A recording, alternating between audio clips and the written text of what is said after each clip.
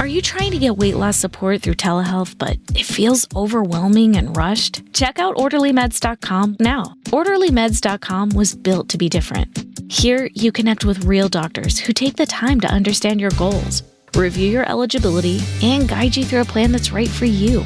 Orderly Meds provides access to proven GLP-1 medications like semaglutide and tirzepatide, including both name brand options and personalized compound versions when appropriate. So you have choices backed by clinical oversight, not guesswork. It's a simpler, more supportive telehealth experience designed around people who want clarity, care, and confidence in their weight loss journey. And your medication is delivered directly to your home in discreet packaging, so your experience stays private from start to finish. Do your research, ask the right questions, then visit orderlymeds.com/podcast for an exclusive offer. Again, that's orderlymeds.com/podcast. Individual results may vary, not medical advice. Eligibility required. See site for details.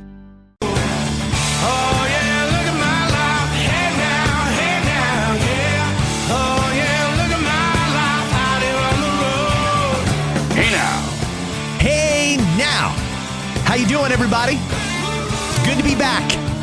I apologize. There were no episodes on Monday and Tuesday of this week. I was doing some traveling, and I think a lot of parents understand that if you have kids who play competitive sports, oftentimes you have to travel, and sometimes that travel takes you to the United States, and that's where I was for the last couple of days. Connecticut, to be specific. The youngest had football obligations, and that means I had to do 8 hours in the car, and then sit around at a field, and then do 8 hours more in the car home. Long drive, but I got to see a lot of America, and I got to refamiliarize myself with Americana. A couple of quick observations. Number one, I'm going to tell you, America is expensive right now. Wow. I know that food inflation in particular is bad here in Canada, but in the States, it's worse. And let me tell you why. If you go into a Target or a Walmart or just about any grocery store, the price you see for, say, ground beef, probably the same as it is in Canada, like $8-9 a pound, which is obnoxious, by the way. But $8 to $9 a pound, let's use that number. It's the same in Canada as it is in the U.S. However, in the U.S., that's in U.S. dollars. So they're paying more than we are for food in a lot of cases. And frankly, I don't understand how Americans can afford that. Thank God their taxes are a little bit lower. One of the other things that I loved about being in the States was I got a chance to go back to Dunkin. Dunkin' Donuts is what they used to call it. It is a coffee shop chain very similar to Tim Hortons. And apparently we tried Dunkin' in Canada once and it didn't work. I don't remember the circumstances behind that, but yesterday the news broke that Dunkin' is doing a major expansion into Canada. I think that's great. Anytime a business wants to set up here in Canada, we should be cheering that on. Unfortunately, there's a lot of people who are quite upset about this, saying it's more American culture embedding itself into Canada. To that, let me just point out a couple of things. Number one, I don't know how Canadian Tim Hortons is anymore. There's that. Also, when it comes to the food, let's compare Dunkin' specifically to Tim Hortons. Let's take out all the other players in the coffee market. My experience at Dunkin' over the last couple of days in America was this. Number one, the coffee was pretty good and it was reasonably priced. Number two, it was quick. Man, they move you in and out of there lightning fast. When I checked out the display case, they have it, the donuts and muffins behind glass there. That's probably a good idea. Unlike Tim Hortons here, who has it in the open, and occasionally you see a fly or a bug or something on there. That's never all that appetizing, if I'm being honest. But at Dunkin', they've got them behind glass, and they're bigger. Bigger donuts, bigger muffins. If you want hot food, not only do they get that made real quick, they also have some affordable options. They've got these breakfast starter sandwiches. It's like a mini soft taco shell, and in it, all you get is an egg, a little piece of sausage or bacon, and some cheese. But you know what? For $2.25, that's probably something that would be easy to grab and go for most people. So before you freak out about Dunkin' opening up in Canada, let's just summarize here. Number one, they're quick. The food is good. They have some affordable options, and they plan on employing Canadians with Canadian franchisees. So I say give them a little runway here, and let's see how they do. Apparently, the expansion is going to begin later this year with stores in the Greater Toronto Hamilton area and in Montreal. Then, assuming that goes well, they're going to expand with over 600 locations across Canada. Hey, listen, anytime somebody wants to invest in Canada, I think we should get behind them. They've got Canadian franchisees and they want to hire Canadians to do the work, not lobby the federal government for more temporary foreign workers. I think that's great news, too. So welcome to Canada, Dunkin. I'm excited to see you up here. And that was a nice little throwback over the last couple of days, getting to try that Dunkin coffee. There's something about it. It's almost like the old school Tim Hortons recipe. And Tim's changed something along the way. I don't know if they'll admit it, but that's the way it seems to me. The Dunkin coffee is very similar to how Tim's used to be. Warm, it's comforting, got a bit of maybe a hint of a sweeter taste to it. Good stuff. So welcome, Dunkin. I'm looking forward to seeing you up here in Canada. Now, friends, I'm going to jump into the pod, and there's a lot that's happened over the last number of days. So what I want to do is treat this episode as sort of a catch-up. I'm going to dip our toe slowly into the news cycle, which is constantly evolving, and I'm going to cover a whole wide variety of topics today, not the least of which is the hantavirus. Apparently, there are 16 people in Canada that are self-isolating right now across 3 different provinces. And what I'm still wondering is, did we learn nothing from COVID? This thing was contained to a cruise ship. And now all of a sudden there's cases popping up here, there, and everywhere around the world. So let's get an update on where things stand. The crew from the World Health Organization, they went out to greet that boat when it docked and presumably to impose the will of the World Health Organization. Give them some best practices to try and contain the infection. Here is Dr. Tedros and his buddies. Why should we not be worried about the French case? Why does that not worry you? You want to start? No, for you. There was a question to a minister actually about one of the passengers not wearing a mask. I saw that in the picture also. It was hanging on one of his ears. And, many of these passengers are elderly. And you can imagine how uncomfortable could be when you have especially FFP2 masks. So I just want to say that, understanding their situation is very important. I remember one of the passengers in the ship saying, "We're not headlines. We are human beings. We have lives." And it's true. And they have families, their mothers, their fathers, or their children, children and everything. Then when it comes to this question, of course, there could be symptoms, but it may not be even associated with hantavirus. Of course, it should be checked. But with age comes many health challenges. That was actually one of the concerns we had with this ship, because many of them are elderly and they have many other chronic conditions, and there could be symptoms associated with those. So there are symptoms. It doesn't mean that it's related to hantavirus, but of course it may also be. But I know the French experts will do all that's needed to manage this. Okay, some of the comments from the World Health Organization.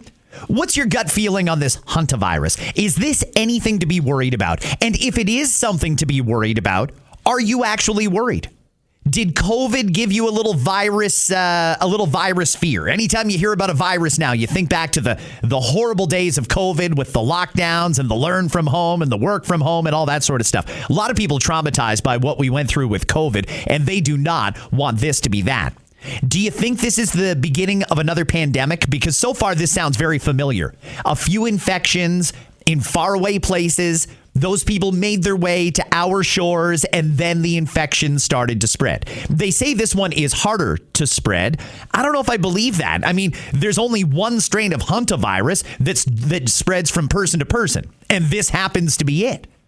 Are we worried? Is this the beginning of another pandemic or the beginning of another plandemic? A lot of people feel that there is something sinister going on here, and for whatever reason, whatever powers that there may be, want another virus out there. Some people say it's for control. Some people think that this is all completely overblown. This isn't actually going anywhere, and it's just a whole lot of waste of time and nonsense. Well, hey, maybe it is that. Maybe it is a pandemic. Maybe it's a plandemic, but I'm kind of curious to see how they stick handle this one. Let's go to another representative of the World Health Organization talking about the surge in cases. We know the incubation period for hantavirus and Andes virus is very long. On average, people who acquired the virus will only develop symptoms about 3 weeks later. So the average is about 3 weeks. It can be as long as 40 to 45 days. That is also why that period of follow-up is so long, because people can still develop symptoms much later on. We know that there's been transmission on the ship. It's great that the disembarkation process yesterday went smoothly. It was very important to have that level of coordination across, and really encouraging to see that it went well and that people are now also in being quarantined at home and facilities and also being followed up. It will be important. Difficult times for people who were on the ship, knowing that they may have been exposed, they're not sure, and so they will remain vigilant for the next few days. But that incubation period means that we can see cases again coming up in the next few days, perhaps even next week, and that's why we need to remain vigilant, make sure that at the first signs and symptoms, people are being recognized, isolated, and taken care of. Okay, so now we've got ourselves here a respiratory virus that it has a disproportionate impact on older people and people with chronic conditions. It started in a faraway place, and now it's made its way to our shores. I mean, it all sounds very familiar, doesn't it? We've all heard this story before with COVID-19. I'm seeing a lot of posts on social from people saying things like, I will not comply. I'm not doing it again. I'll point out here, just in fairness, so far nobody's asking you to comply. Now, if you want to make that declaration now, by all means, go ahead, but I'm still kind of curious to see where this is going. Do I believe this is a threat? Not necessarily, but at first I didn't really think COVID-19 was much of a threat either, and a lot of people ended up dying. And I know we can debate the hows and the whos and the whys on that one, but either way, a lot of people did die during that period. Either way, that's where I'm going to leave the hantavirus stuff for now, but I'm watching it, I'm paying attention, and if anything comes up that you need to know, you bet your butt I will give you my take and unbiased information with a lot of context and clarity right here on Scott Fox After 9. That's part of the reason that dipping into podcasts is so important, to get a full rounded worldview and a full perception of what the news is, because as I've said many times, the mainstream media news, they don't necessarily tell you the news, they tell you their version of the news. They're narrating a narrative. And if you need the counter narrative, you can count on me.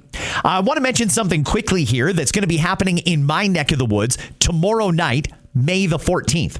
Tomorrow night in Burlington, Ontario, the Burlington Conservative Association, and Burlington's got a great candidate, by the way, in Emily Brown. Emily is awesome. I talk to her all the time. She is going to make a fantastic member of parliament for Burlington. But the Burlington Conservative Association is running a fundraiser that's going to happen tomorrow night. It's going to happen at the Atrium Banquet Hall in Burlington, and amongst the guest speakers are Brian Lilly, writer for the Toronto Sun, and Sandra Kobena. Sandra is the member of parliament for Newmarket and Aurora, and actually the person that I was hanging out with this past Friday night. I haven't even talked to you guys since then. I went to an event on Friday. It was another fundraiser for the Conservative Party, and I had a great chat with Sandra. We talked about a whole bunch of different things. Some of them I cannot tell you yet, but I will do that soon, and I'll give you a little hint Friday during listener DMs.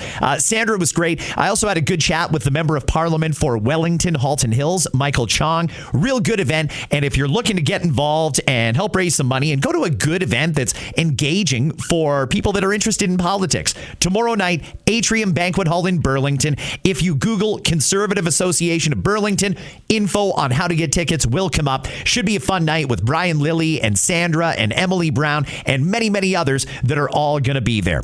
Now I'm going to move on. The Prime Minister has said a couple of things over the last couple of days, and frankly, I'm confused. This is about 20 seconds long. And to be absolutely clear, Canada, like Mexico, Canada remains open to deeper integration, including options for Fortress North America in selected sectors. And to be clear, those offers are on the table. Well, that's different, isn't it? So I don't understand what we're doing anymore here in Canada. I don't know if we're actually negotiating with the Americans, but I'm going to suggest that something must have happened recently for Mark Carney to pivot like that. And it could very well be nothing more than he's looking at the polls and Canadians are wondering, when is this guy going to do something to get a deal done with Donald Trump and the Americans? Now, all of a sudden, and to use his words and to be absolutely clear, Canada, like Mexico, remains open to deeper integration. Deeper integration with the Americans, including options like Fortress North America. What happened to breaking our reliance on the Americans? What happened to all that? Is that still on the table? Or is Mark Carney sending a message to the Americans? Is he trying to get them back to the table? Did something happen? I'm very, very confused, but I thought that was an interesting thing, and I wanted you to hear that because the Prime Minister uses this in a very opportunistic way. When he's talking to crowds of, say, liberal boomers, that's when he gets all elbows up. When he's talking to a different crowd, maybe a different demographic, then he says things like that we're open to a deeper integration with the Americans. Strange stuff. Here's another one from the Prime Minister. And we need a willingness. This can be sometimes hard to accept. We need a willingness to use all sources of energy, including some gas, and all technologies beyond conventional renewables, certainly to nuclear, hydro, small modular reactors, carbon capture, and geothermal. That combination will ensure reliability and affordability and dramatically slash emissions across the entire economy. That is the point. That is the objective. And I'll just put some numbers on this. You can't get away without some numbers from me, I'm sorry. Our current grid, all of that generation across the country, largely clean, emits just under 50 megatons a year. The emissions of heavy industry, transportation, buildings in Canada is about 525 megatons a year. The biggest prize is reducing emissions affordably through electrification rather than purity in generation. Okay, that's the Prime Minister putting his environmental ideology out on full display. He wants more power in the grid, understood. A lot of us do. In theory, that should bring down the cost of electricity. However, he wants it to be green. It's funny, there's still so many people that don't get it.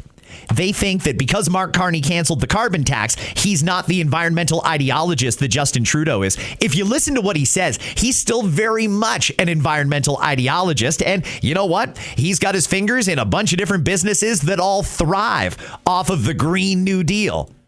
He doesn't broadcast it too much, but if you listen to what he says, he's still very much into environmental ideology, and Canadians are going to pay for that. That's why I want Canadians to understand that, is that when we do this, it costs us a lot more than we need to. And the government is never going to be upfront with us.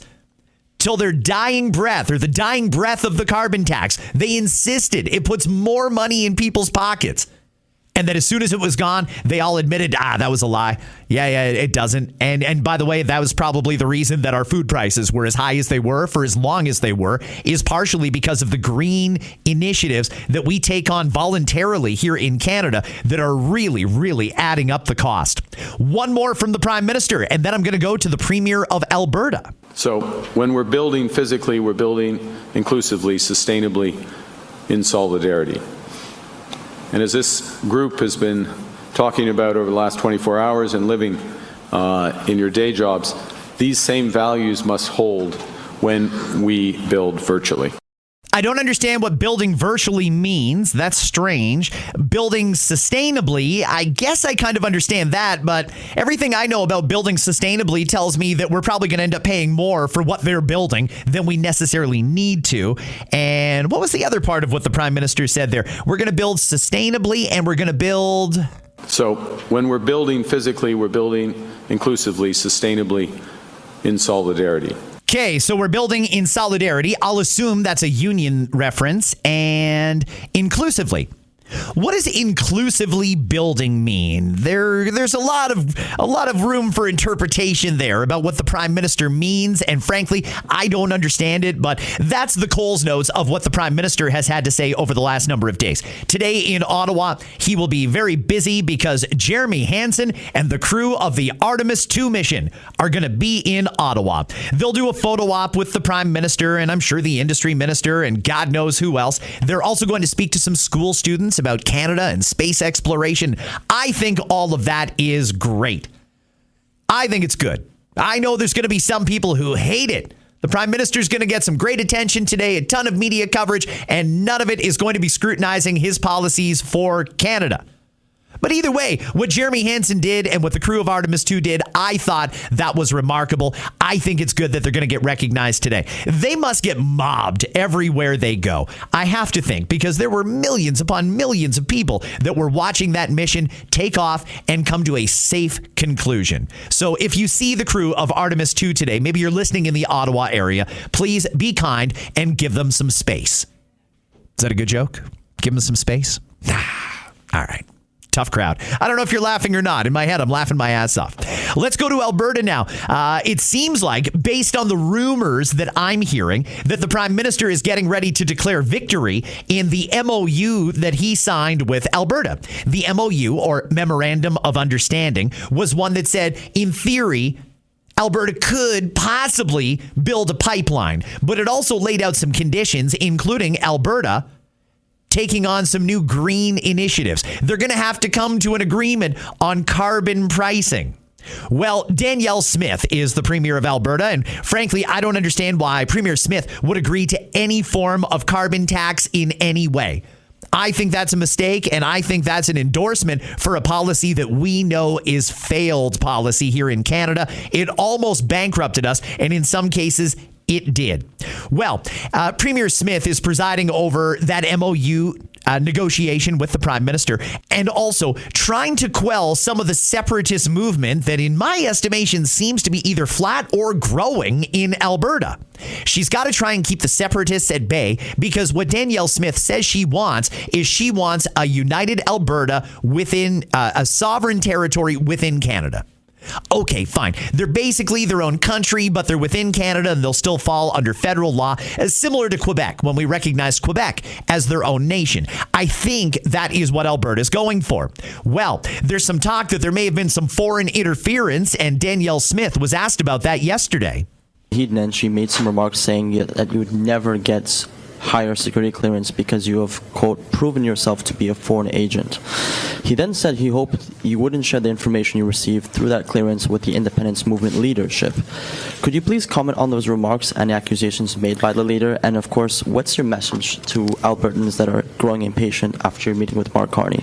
Well, he's becoming increasingly unhinged. I think people are seeing that, and the antics that he's engaging in, where he simply just makes things up and doesn't tell the truth, it's really damaging his credibility.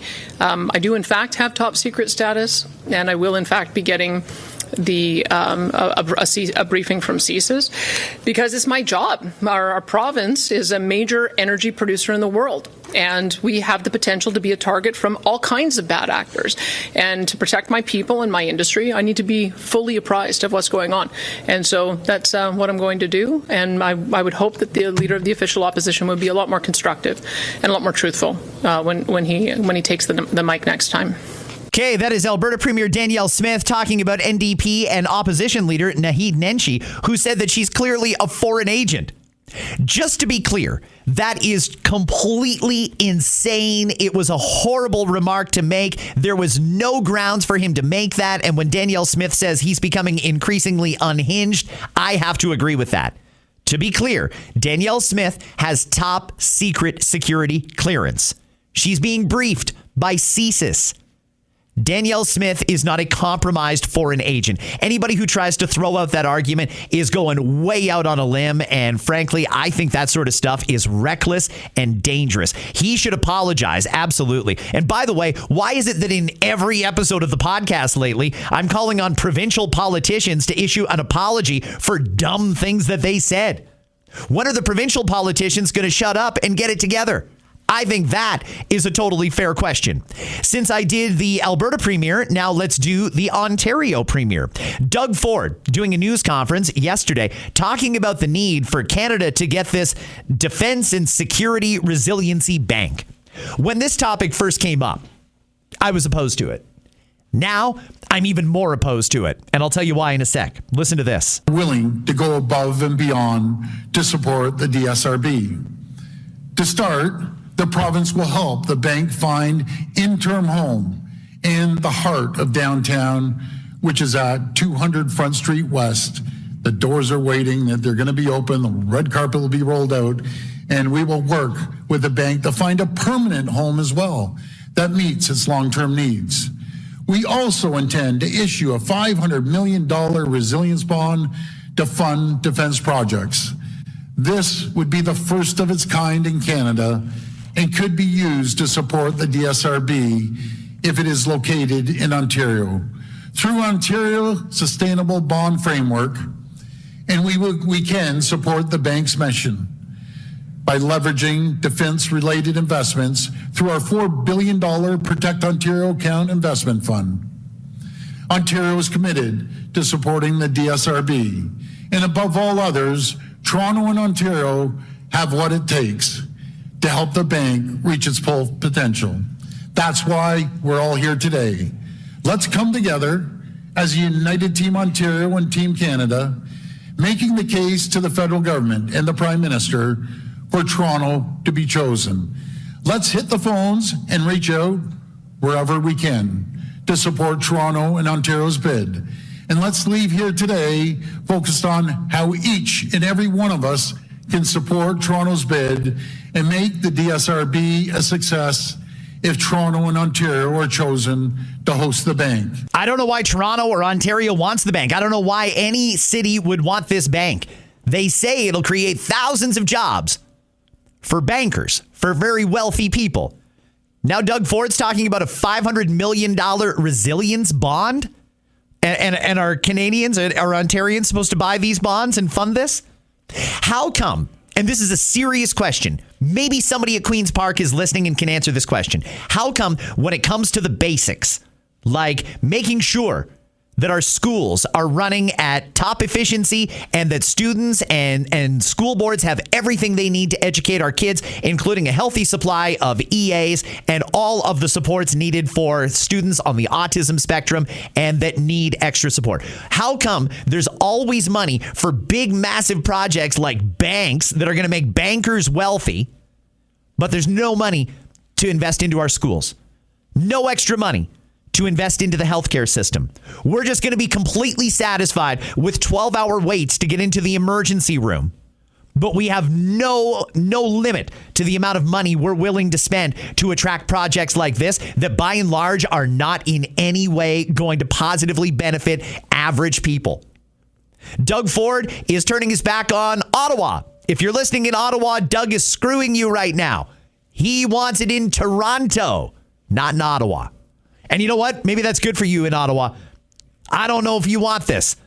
It's going to be a hell of a lot of money. We're giving them prime real estate on Front Street in Toronto if they pick Toronto. And by the way, the decision is already made. Yes, of course, it's coming to Toronto. There's no other place to put it. We're giving them prime real estate on Front Street while we build them some Taj Mahal bank. And frankly, I don't understand why they need that much space. This is a bank that all it's going to do is loan money to other countries so they can spend money on defense. Why does Ontario need to be involved in this? When is defense ever a provincial responsibility in any way? I think this is going to blow a ton of taxpayer money, and the net benefit to Ontarians, I don't see it. I really don't see it. If somebody at Queen's Park is listening and you want to send over your numbers and let me know why the average person should care even an ounce about this proposal, then I'm all ears. I'd love to hear the other side of the argument. But frankly, it seems like we are spending massive amounts of money to try and attract this bank, and I don't see the benefit for regular people. Not when there's this many people using food banks, not when there's that many families waiting for funding for their autism therapies and supports that they need, not when we've got a crisis in healthcare and all the other issues that are affecting Ontario. I can't for the life of me understand why we would spend even a penny to try and attract this bank. I don't want it. In fact, I don't even want it in Canada. I don't want Canada to participate in this.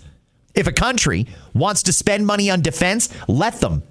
What are they borrowing money from this bank for? And who's going to repay that? What are these bonds all about? I have a lot of questions, and I don't see the net benefit for regular people. That might be an unpopular opinion, by the way, because all the politicians are falling all over themselves trying to beg, borrow, and steal to get this bank. And I don't get it. I don't understand what they see that I don't see and that regular people don't see. Support for the show comes from Public, the investing platform for those who take it seriously. On Public, you can build a multi-asset portfolio of stocks, bonds, options, crypto, and now generated assets, which allow you to turn any idea into an investable index with AI. It all starts with your prompt. From renewable energy companies with high free cash flow to semiconductor suppliers growing revenue over 20% year over year, you can literally type any prompt and put the AI to work. It screens thousands of stocks, builds a one-of-a-kind index, and lets you backtest it against the S&P 500. Then you can invest in a few clicks. Generated assets are like ETFs with infinite possibilities, completely customizable and based on your thesis, not someone else's. Go to public.com/podcast and earn an uncapped 1% bonus when you transfer your portfolio. That's public.com/podcast. Paid for by Public Investing. Brokerage services by Open to the Public Investing Inc. Member FINRA and SIPC. Advisory services by Public Advisors LLC, SEC registered advisor. Generated assets is an interactive analysis tool. Output is for informational purposes only and is not an investment recommendation or advice. Complete disclosures available at public.com/disclosures. Here's another question for the Premier. Hi, Richard Southern, 680 News Radio for the Premier. Sir, it's been almost 3 weeks since the sale of that $30 million private jet. Do you still intend to release the receipts to Ontarians as promised? Absolutely. And if so, when, sir? Richard, the lawyers are just doing the paperwork. As everyone knows, we sent it back to Bombardier. So I know you're very, very anxious. I promise you, I will call you the second we get that done, but it will be very shortly. You know, at first I was on team, okay, let the jet thing die. He sent the jet back, end of story. He said we got for it what we paid for it. It's a wash. Just let the story go. But you know what? Maybe these reporters were smart to keep asking the government about this because, frankly, I don't understand why they still can't produce a receipt. A very simple receipt. Doug bought the jet for $30 million. He decided a few days later he was going to return it because of the public backlash. Then he said he has returned it. They've taken it back. This should be very, very simple. Where's the receipt? That's all you need. One receipt. Show us 30 million spent, 30 million redeposited to the bank account. That's all people want to see. And frankly, the fact that they still can't produce that receipt, now I'm starting to wonder as well, what the heck is going on here? But that's a weird one. The Premier talked about an issue that affects many people, the ones who drive in particular. Turns out there's a lot of people driving around trucks on our streets across Canada, but also here in Ontario specifically. And it turns out some of these drivers shouldn't necessarily be driving an 18-wheeler. Auditor General's report. First of all, do you feel safe with what you read about in the report about truck drivers not even learning to back up their trucks or make left-hand turns and still getting a partial permit? Yeah, well, thanks so much, Jamie, for that question. We take anything very serious when it comes to training schools. And if we find one training school that is not going by the guidelines, not training the truck drivers, they're done. They're gone. You won't hear of them anymore because they have a massive responsibility when they're driving on the highways, especially up in the north, to be professionally trained. And if that's not happening, we get wind of it. We will shut them down the second we find out. Way too many scams going on, particularly in the trucking industry.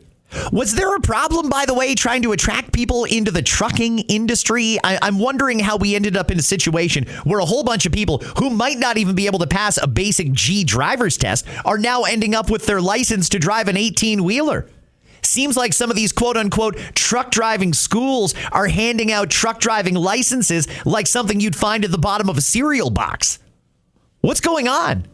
I agree wholeheartedly. Doug Ford is absolutely right. If there are companies out there that are rubber stamping licenses for people to drive an 18-wheeler when they're not trained or qualified to do that, that's a massive problem. Here's my suggestion, though, Doug. Take it a step further.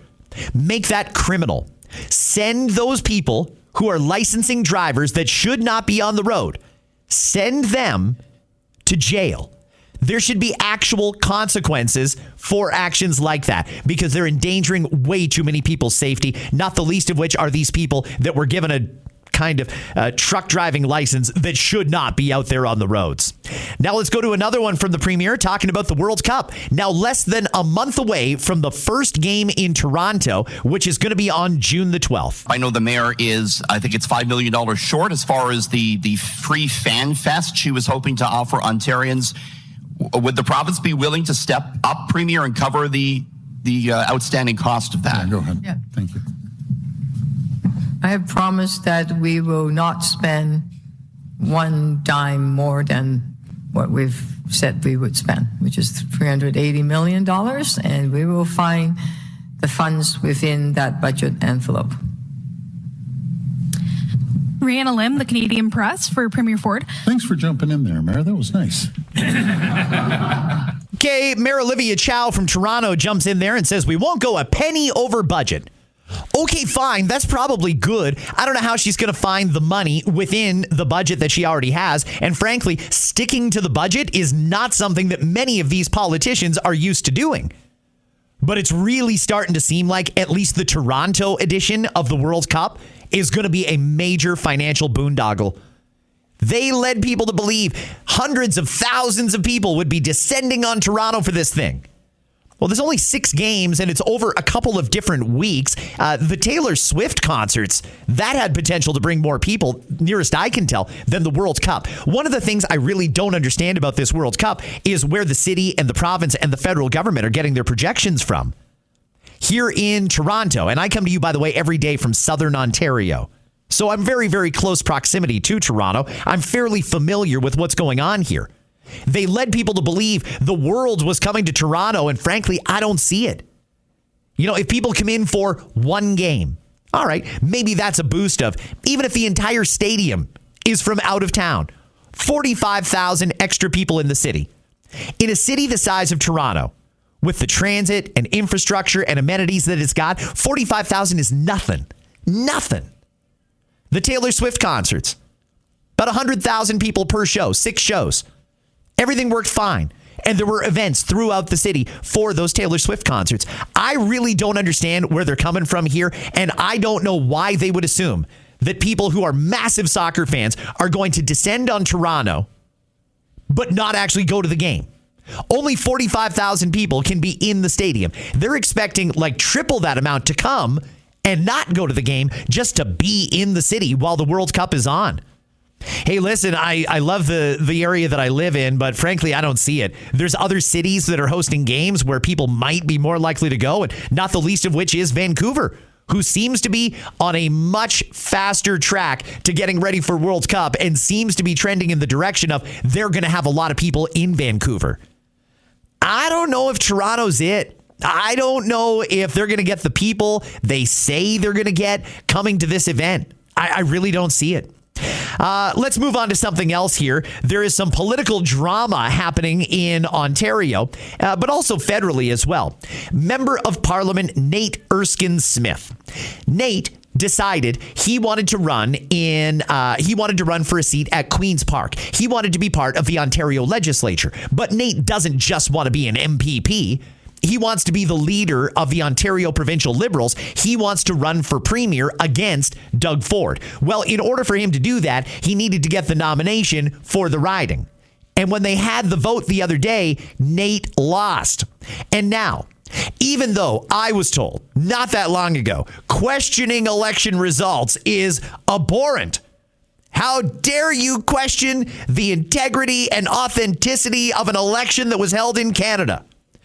Well, now we've got Liberals doing it. Here's Nate Erskine-Smith talking about some of the irregularities around the nomination vote that happened on the weekend. This is him talking to Power and Politics on CBC. Ask yourself, why would dozens and dozens and dozens of people who are temporary residents showing up, not understanding the process, when they're asked for their address, they're not certain about what their address is, and then they're taking pictures of their ballot? Ask yourself, why would they be doing that?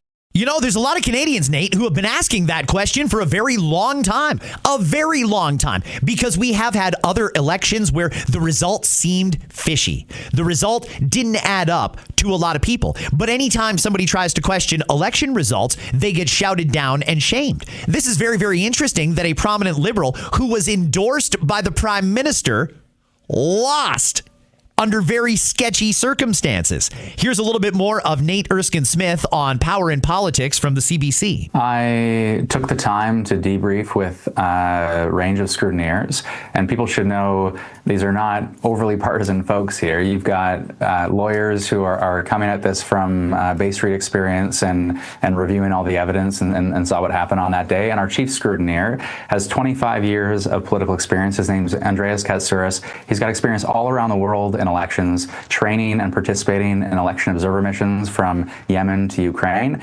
And they all came to me and said, here are a range of irregularities that you need to take seriously. And look, it would be easier to say we accept the results and we move on and life is what it is and not keep fighting, and it's taxing to fight just on a personal level. But integrity of the process matters. And here are just a few examples, just so people at home understand. Right. Number one, there are 34 more votes in the ballot box than there were recorded voters that were struck off the list as having voted, and the margin of we lost by 19 votes. Okay, so on that basis alone, there's a real challenge. But beyond that, the process was full of problems. From people in the ballot box being instructed how to vote, including on speakerphone, including on video calls in the ballot box, getting instructed how to vote while they were marking their ballot. You had instances of individuals using documentation that the party at the outset said they wouldn't accept, lease agreements that included somehow kids under the age of 18 to prove residency. You had one individual vote with an Amazon order as proof of residence. You run down the list, and it was inexplicable at times. And the last key piece to note, I mean, among many pieces of information that came that were frustrating and concerning, but there were countless people, an overwhelming number of people that were there as temporary residents for sure, and when they were asked where they lived, they couldn't remember their address. They faltered, and then they said, "Oh, here's my identification." Right. And there were dozens and dozens and dozens of people who were taking pictures of their ballot. And the advice that I got from Andreas Katsouris with this 25 years of experience around the world, he said, "Look, in other jurisdictions, when we see this, it's evidence of vote buying." Wow. That is quite the indictment of the Ontario Liberal nomination process. Quite the indictment. I want to point out here, I agree with Nate. If there are irregularities, we must protect the integrity of our elections. We're supposed to be a democracy here. And it seems like something nefarious or sinister happened here. But the thing is, the Liberals were the ones who started screaming bloody murder anytime someone wanted to question election results. We had some questionable federal election results over the last number of elections here in Canada. The most famous example was in 2020. Donald Trump lost an election he was set to win against Joe Biden. And there were an absolute astonishing amount of irregularities in that vote.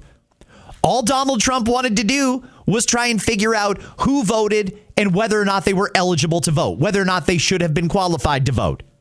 And that created a national controversy. For years, the mainstream media freaked out and made it so taboo to ever question election results. And frankly, I don't understand why. To me, what Nate here is saying is perfectly common sense. It sounds like something very nefarious went on here. So what's the end game here? Do they need to hold another election? I would suggest to you, probably. It's probably time to have another vote. They can't let that stand, not with all those irregularities. But can they do that without going back on everything that's been said from the Liberals and the mainstream media over the last 6 years? Can they do it? That remains to be seen. Two more things I want to play for you. We're going to go a little international on this one. The other day, elections were held, and they would be the equivalent of municipal elections over in the UK. Now, in the UK, their municipal elections work very differently from ours. Over there, it is a party thing. Here in Canada, you would have no idea what the political affiliation or ideology is of municipal candidates. Somebody running for mayor. You don't really know if they're an NDP or if they're a Liberal or a Conservative or a Reformer or a Green, People's Party. You have no idea. I think we should, because you could probably get a much better idea of what makes them tick if you understand their political ideology. And I think a lot of Canadians would be surprised to hear that a lot of our big city mayors are firmly on the far left. Well, over in the UK, Keir Starmer, who leads the Labour Party, they got their butts kicked, completely trounced in local elections. And because it is a party thing over there, well, now Keir Starmer, the Prime Minister, he's got to wear it. He's under intense pressure to step down. The thing is, can he step down? I maintain Keir has been sent there to do a job, and it seems like the job is to basically ruin the United Kingdom for people who live there. That's what it seems like he's doing, because it doesn't seem like there's a lot of great things coming out of the UK at the moment. And I say that with a heavy heart as a citizen of the United Kingdom. However, Keir Starmer talked to the media after that resounding loss, and here's what he had to say. The election results last week were tough. Very tough. We lost some brilliant Labour representatives. That hurts. And it should hurt. I get it. I feel it. And I take responsibility. But it's not just about taking responsibility for the results. It's about taking responsibility to explain how, as a political and electoral force, we will be better and do better in the months and years ahead. Because we are not just facing dangerous times, but dangerous opponents. Very dangerous opponents. Yeah, God help if a Conservative were to get elected and clean up the books and make the streets safer again and control immigration. Keir Starmer reads from the exact same playbook as Emmanuel Macron in France and the leader in Australia and Mark Carney here in Canada. He said it's a more dangerous world. He didn't use the line in that particular part, in a more dangerous and divided world, but you could tell he wanted to, and he did at other points in that speech. The Labour Party got rejected by the voters. Keir Starmer said he accepts responsibility. Wouldn't part of accepting responsibility be stepping down for leading your party to a disastrous finish? Shouldn't that be part of it? No. He said he accepts responsibility, but then he carried on explaining that his next job is to tell the voters how they're going to make it better. Maybe it's time for a new Prime Minister in the UK. I'm going to put that out there. Maybe Keir's time is done. I don't know if he's going to step down. In fact, I have a feeling he won't, unless it is a very, very strange circumstance, kind of like when Justin Trudeau stepped down. I don't think Trudeau stepped down of his own volition. I think he was probably prodded to do it. And I don't know if the people who encouraged Justin Trudeau to step down before he completely sunk the Liberal Party, I don't know if Keir Starmer's getting the same advice over there regarding the Labour Party. Now, the last thing I want to play for you on this episode, this is a clip from the president. Sunday night, he was doing an interview, and he talked about a comment that he made last year that I've been wondering about, and I've even brought up a few times. Do you remember about a year ago when the president was with Elon Musk and they talked about Fort Knox? They joked they should go to Fort Knox and show America their gold supply. Now, the speculation is that they did that to put a scare into somebody. The theory is that a lot of America's gold reserves had been looted. Well, where would all that gold go? The president and Elon Musk, they brought it up, and then they didn't mention it again. Well, this reporter here that was talking to the president on the weekend asked about that. Now I think we're getting a little closer to understanding where this is going. What happened to the audit of Fort Knox? Which one are you talking about? There was, I think when you first got into office, you and Elon Musk talked about auditing the gold. Well, we wanted to go knock there. on the door, Fort Knox, very thick door, and to see whether or not we have any gold in there, because We'll take a look at it. It's a very interesting question, yeah. We played with that. I wonder if they left the gold in Fort Knox, because they steal a lot. No need to really do that, though? Well, I don't know. I think it's... I do want to go to Fort Knox sometime. I want to see if the gold is there, which I'm sure it will be. That's interesting. Theory here is that during the Biden years, there was a free-for-all, and America's gold was being looted to God knows where by God knows who. And Trump and Elon, you heard him say it. They were joking, or they were playful about it, suggested they would go to Fort Knox. And then he left it now for almost a year. Was that enough time for the people who stole the gold? If they stole the gold, that's kind of what I'm reading into what he said. Was that enough time for them to return the gold so they don't get caught? Is Trump still going to go and open up the doors at Fort Knox and show America their trillions of dollars in gold reserves? I hope so, because he brought it up. So now I want to know, why did you bring that up? What is the suspicion? And do you actually have all the gold that you think you have? Very interesting question. Friends, that's it for today, but we're just getting started. A short week, but I'm going to jam a ton of content into it. Be right back here in less than 24 hours for another episode of Scott Fox After 9. And if you haven't already, hit that subscribe button and you should get notifications when new episodes come up. By the way, Apple is still presenting a bit of an issue when it comes to sending out those notifications. I didn't do an episode yesterday or Monday. And yet, for some reason, this morning, when I woke up, I got a notification that there were 5 new episodes available. Well, those were all from last week. I don't know why it's telling you now that there were 5 episodes last week. So if you use Apple, whatever you use is fine with me, by the way. If you use Apple, you might need to check in a little more regularly for new episodes. Amazon seems to be no problem. YouTube is very reliable if you listen to the pods on YouTube. Spotify, I think, is the gold standard. iHeartRadio always works, but Apple may be a bit of an issue for you. Friends, I'll catch you right back here in less than 24 hours. Have yourself an amazing day and enjoy the sounds of Pat James and the whole truth. Hey now. Oh, yeah, look at my life. Hey now, hey now, yeah. Oh, yeah, look at my life out here on the road. Oh, yeah, look at my life. Hey now, yeah. Oh, yeah, look at my life out here on the road. We track so many things in our lives. Trending podcasts, playlists, even your favorite artist's next album release. It's time for an easy way to track your glucose. Meet Stello, the powerful glucose biosensor available without a prescription that tracks glucose 24/7 to reveal how food, exercise, and even sleep can affect your glucose, helping you become a healthier you. Join the personal health revolution today at Stello.com.